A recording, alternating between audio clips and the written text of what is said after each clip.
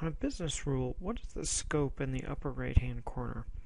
Well, I'm going to quickly deactivate this business rule.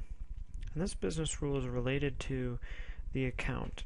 And what I'd like to show you is on an account, you can actually have multiple forms. So I have one account form called account and one account form called account customer service.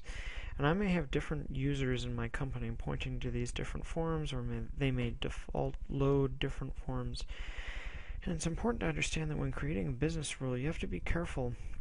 In this case, I'm only applying this business rule to the account form, not to the account customer form, which is this form. And what can end up happening is if I have the same fields on my two different account forms, this products per employee, total products, and product revenue, for example, in this case I'm only doing the math on the account form, and people using the account customer form wouldn't be able to take the same advantage of the automatic calculation. What I could do is I could change the scope to all forms. And then this information form happens to be a form that's only available on mobile devices. So I could change the scope to all forms.